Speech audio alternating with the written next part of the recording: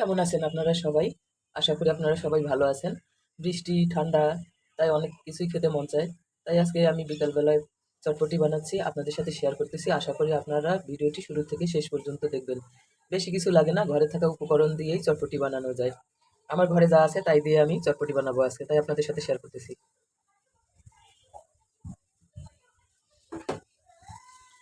দিয়ে দিলাম এখানে ডাল, চটপটির ডাল আর আলু দিয়ে দিলাম।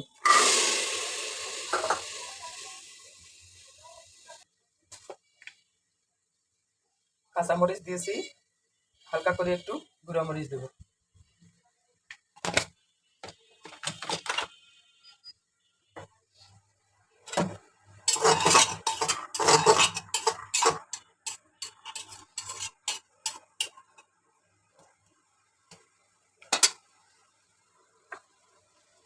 আর এখানে নিয়ে নিয়েছি আমি ডিম সিদ্ধ।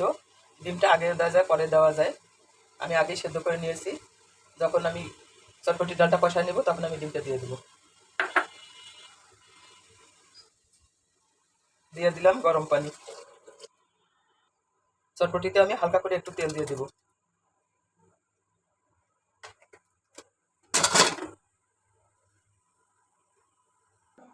এই যে আমার চটপটির ডাল আমি এখন সেদ্ধ করে নিব। ডালের উপরে পানি দিতে হয়, যেহেতু নরম হতে হবে, এই জন্য 6 থেকে 7টা সিজ দেওয়ার মতো আমি পানি দিয়ে দিয়েছি। এখন আমি দিয়ে দেবো ঢাকনা।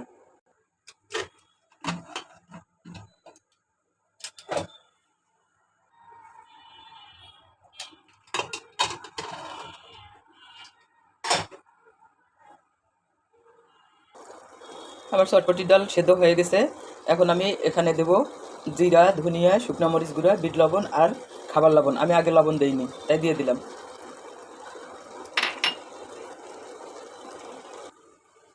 চটপটির ডালটা আমি কিছুক্ষণ কষাই নেব।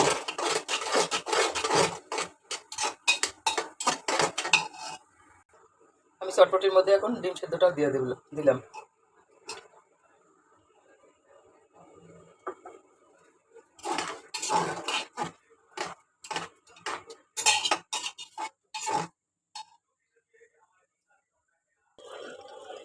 এই যে দেখেন আমার ঝটপট চটপটি হয়ে গেল ঘরের উপকরণ দিয়েই, বেশি কিছু লাগে না।